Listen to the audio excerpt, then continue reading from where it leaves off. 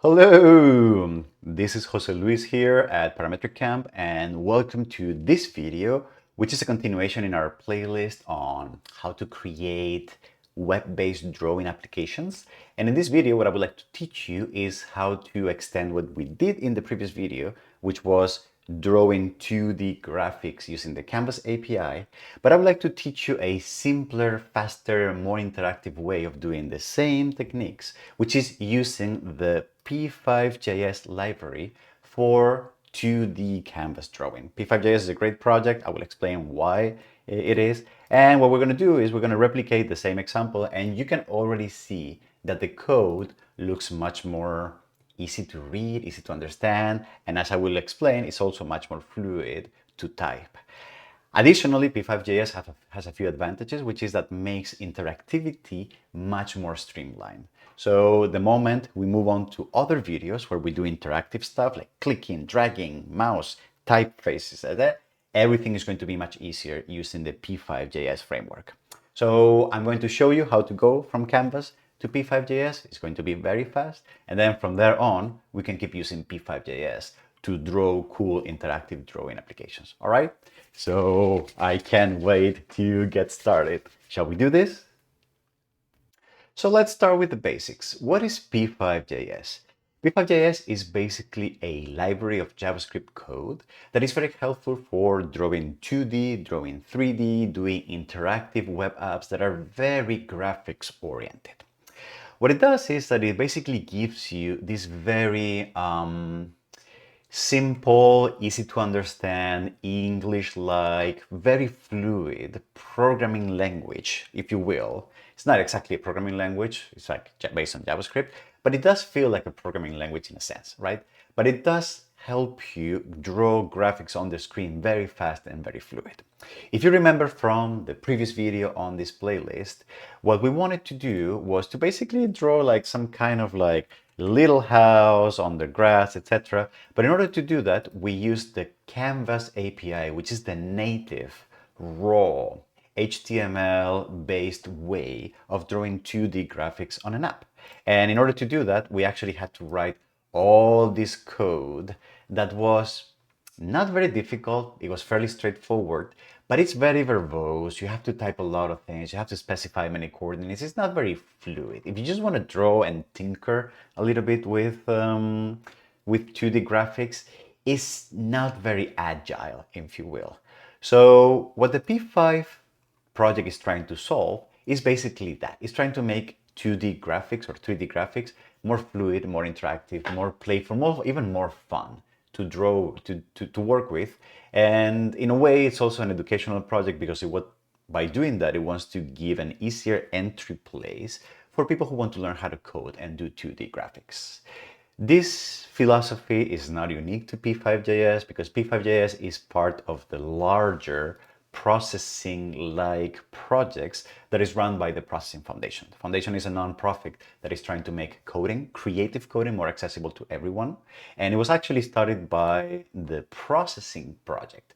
So processing is basically very, very similar to what we're going to be doing in p5.js, but instead of being web-based, it's desktop-based. So the development environment is based on your computer, and then you write code on your computer, it executes on your computer, but sharing it with other people is a bit more difficult and cumbersome because p5.js is purely web-based. Anything that you do is basically a web app that has a window where you're drawing things. So taking those files and putting them online on your website, your portfolio website or whatever, it's very, very easy to do, okay? So what is that? And also, I forgot to mention this, p5.js is basically what's called a wrapper around the Canvas API. So P5, in order to draw things on the screen, internally, it is using the Canvas API.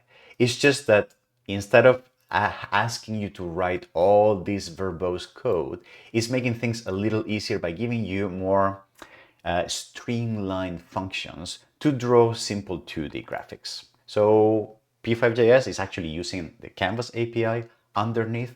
It's just that the functions and the methods that provides us feel a bit more fluid and a bit more easy to work with. Okay?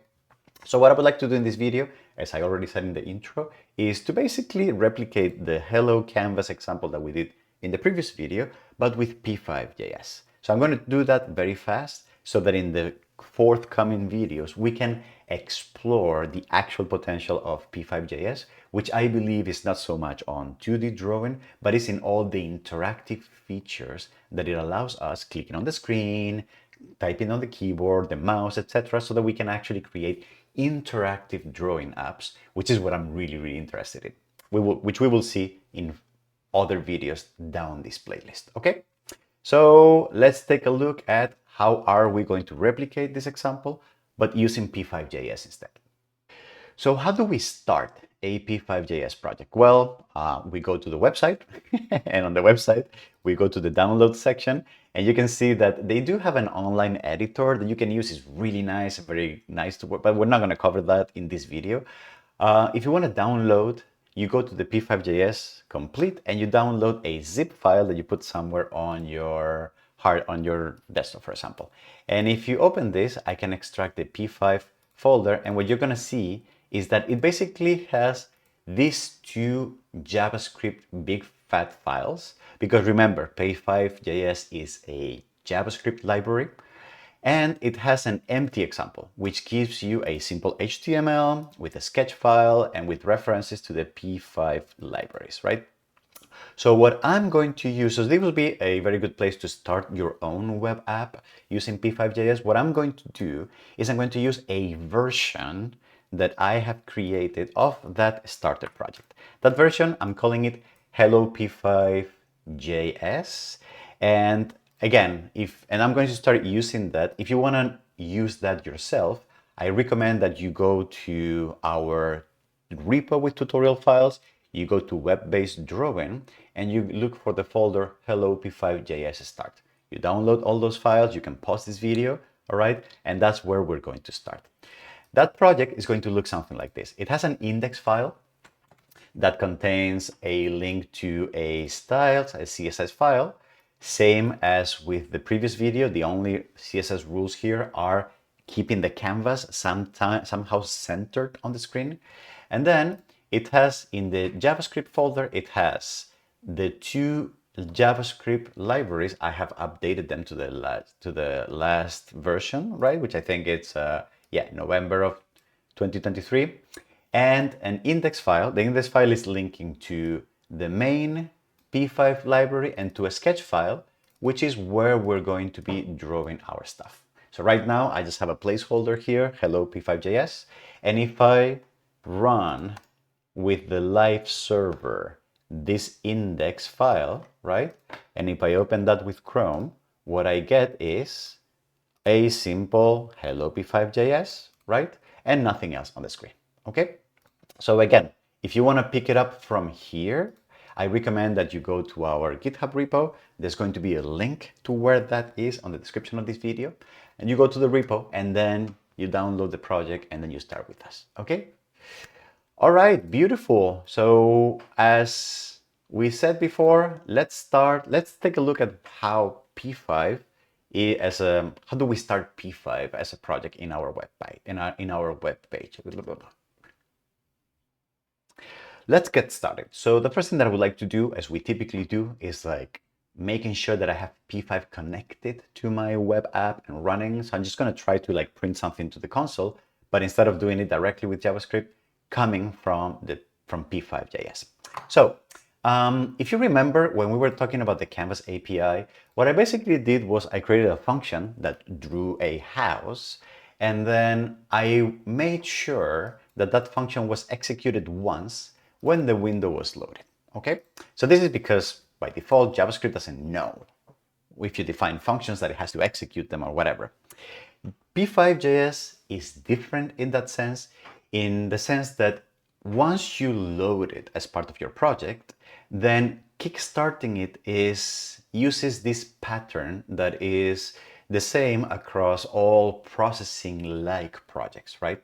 The pattern is that what p5 asks you to do is to define two functions that need to live on your main sketch, one called setup, all right, and another one called draw. And what these two functions are, and they have to have these names, they have to be lowercase, because what p5.js will do is it will look through your entire code base, and if it finds these two functions, it will grab them, and then it will execute them whenever the time comes. What these two functions do is that they signal to p5.js that they need to execute certain parts of code at certain moments in the life of the web app. p5.js is very, very strongly oriented towards interactivity. So instead of drawing once on the canvas like we did in the previous example, it's designed to draw many, many times per second. So whatever code you input inside of setup will be code that will be executed once and will be executed only once right before the animation loop starts. So for example, if I write here project started, right? And I save this and then I open a live server on index.html, which I forgot, right? So I'm going to reload here.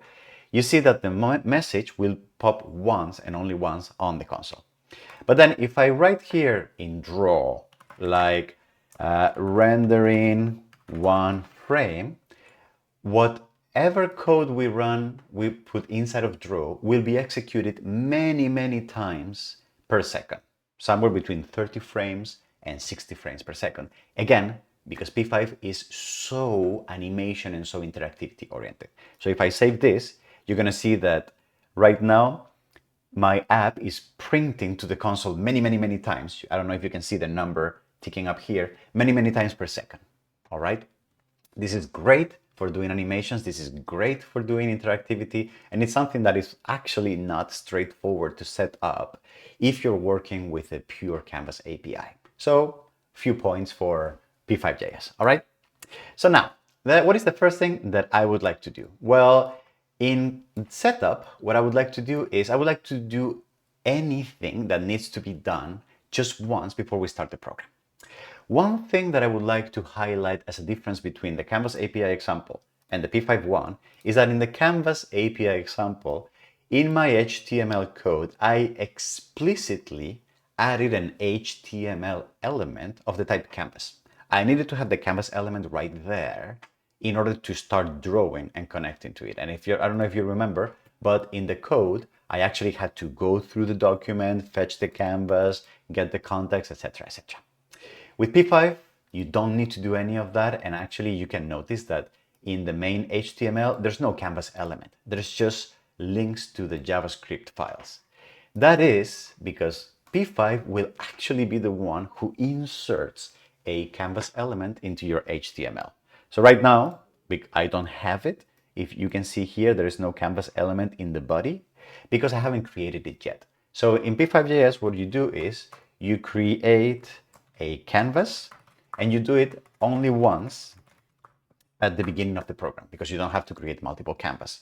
So to stick to the coordinates, to the dimensions that we were using in the previous example, I'm going to create a canvas of 600 and 300. I'm going to save this file and you can see that nothing has happened. Do I have a typo here? I don't know. And I have created the canvas, right? And the canvas is, yes, the canvas is somewhere here. Yes, exactly. I have the canvas right there. Okay, so P5 just added this canvas to my screen. And another thing that I'm going to do now is in the draw section, I'm going to draw anything that needs to be drawn or every frame. So for example, remember when we were drawing the house, we wanted to draw the background with this color, right? So what we can do is P5 actually has a function called background. So if I type background, and if I type, for example, I can define color by using a string representation like this. So I can define that the background is going to be this light blue, or I can just use the values of the numbers themselves. So I can just specify 3 RGB colors, and they will be interpreted the exact same way. So this is going to be the background. So you can see how already we did get some kind of savings in this sense, right? Because it does have a function that basically fills the entire screen with pixels. All right. So now for the ground, what actually, let me pull up the reference. Okay. Remember that for references, you can, for the reference, it's very, very convenient to have the reference here and to start checking. How do I draw a rectangle? Oh, a rectangle can be drawn with 5 coordinates, 4 numbers, which are x, y, the width and the height, details, etc. So reading through the documentation, I can do rounded corners. That's kind of interesting, all right? So remember that always looking at the documentation is very healthy. So for the ground, I'm going to, instead of going to context field, what I can do is I can define that the field color that I want to be using here from here on is going to be whatever, these 3 colors here. So I'm going to use that, all right? And then we have a simple function called rect. This is also part of p5.js, right? And then it gives me access to 0, 200, and then canvas width and canvas height minus 200. In this case, I don't have canvas.width or canvas.height, but p5 gives me 2 variables that are called the width and the height, which are already the width and the height of the canvas themselves. These are p5 environment variables, if you will. So if I do that minus 200, then I save this and you can see that I get this rectangle here. You can also see that by default, I do have a stroke around it. So in order to not draw a stroke, I have to call the function noStroke. And then from that point on, there will be no strokes drawn for any 2D shapes. Okay? Beautiful. So now let's draw the tree. How did we do this in the API example? We use a 10 pixels dark golden rod and then these coordinates here. Let me just copy paste this, okay? And then I'm going to comment this out. The way I just comment that very fast on Visual Studio is by using Control / and the way I moved it to the left is by doing Control and left square bracket, all right? So how are we going to write this in p5 way? So the way we're going to do that is tree, and then there's going to be stroke weight, and it's going to be 10 pixels, all right? A stroke is the way you define color, so I'm going to be dark golden rod, okay? And then what else are we going to do? I'm going to then just draw the line, and the line is line xy between the 2 coordinates. So one is going to be 475, 230, so that's the beginning. And then the end point is going to be 475, 145. All right. And when I call line, the line will already be drawn that way. I don't have to call stroke or fill or whatever. So I'm going to save this, and you can see that I already get a line here with the dark golden rod color. But you can see that the borders are rounded, okay? So in p5, I can change the style by using stroke cap as a function and then specifying what kind of cap do I want. So for example, in this case, I want to do square cap, all right? And if I save this, you can see that the cap all of a sudden gets squared, all right? Beautiful. So let me remove this. You can see already how, in a sense, it is becoming a little easier and more elegant to read and write this code. You could argue whether if it's more or less verbose, but it's still a bit more elegant. I'm just so used to this actually myself, so I find it much easier. So what about the leaves, all right? So for the leaves, remember that we did have sea green as the color and that we needed to begin a path, do a full arc, etc. Here in p5 is going to be much easier. So I'm going to say I don't want a stroke, all right? I want the fill color to be sea green, and then I'm just going to draw a circle, just a simple circle. The circle is going to be at the coordinates where the line ends, and the radius is going to be, I thought we said 38. And if we do that, oh, because this is not the radius, this is the diameter. I apologize. So we need double that, which is basically 76. All right, fantastic. So what else did we have? We have the house. So in the house, it was a white background and it was these coordinates and this dimension. So I'm going to copy that and I'm going to say no stroke. We don't have a stroke right now. So the fill color is going to be white. So that's going to be 255. And then a rectangle in these coordinates. So boom, rectangle right over there. All right. And then what did we do for the door? I'm going to copy this and I'm just going to copy it commented. So the fill color, I'm going to translate this. So the fill color was Indian red. Then the rectangle was this X and Y and these dimensions. So rectangle like this. And then this, and now we save that. We have the door. We do the stroke. Actually, what we can do is the two things at the same time. The stroke is going to be, what is it going to be? It's going to be black.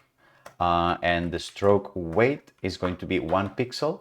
And then we can just draw the one rectangle with these properties for the border and those properties for the fill color. We don't have to draw two rectangles like we did with the Canvas API. All right. Beautiful. What comes next? The roof. All right. The roof. The roof. The roof is on fire. I can't believe I just did that. Okay, what was the roof? Let me copy and paste a little bit here for the coordinates. So for the coordinates of the roof, we're going to do the fill color is going to be the sandy brown. We like that for sure. And then, so if we look at the reference, p5.js does actually have a triangle.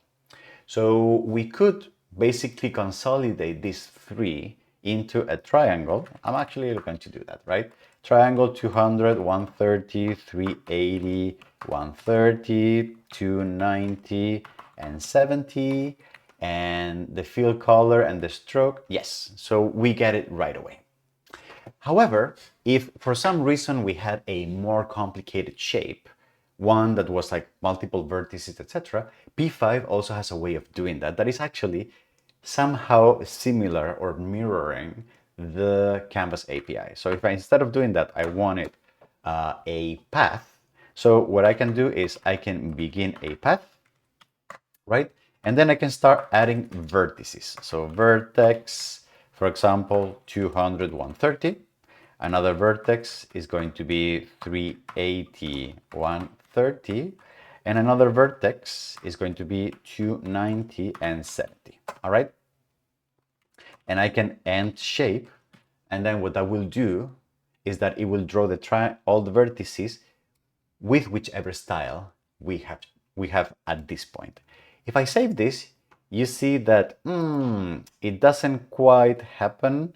I think what could be the problem here? Do I have any error set? Yes, begin path is not defined.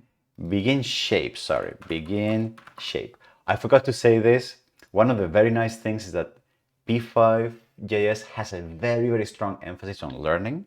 So when you make an error, one that it's common, they actually can figure that out on the code themselves, and then they can give you very elaborate messages that you don't typically get with JavaScript. So I'm going to change begin path to begin shape. I'm going to save this.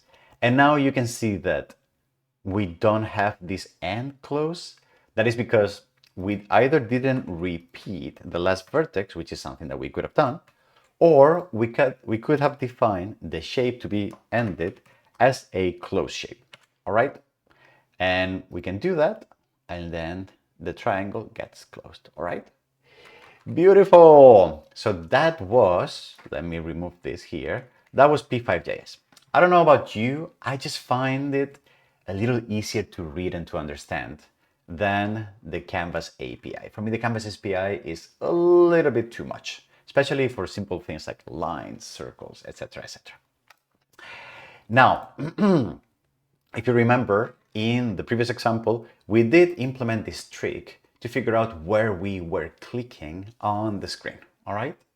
So one thing that P5 helps us with as well is in anything that has to do with interactivity. So here on mouse down, I did have to overload this function and then make manually the calculation of where the mouse was clicked, etc., etc. With P5, it's actually much, much easier.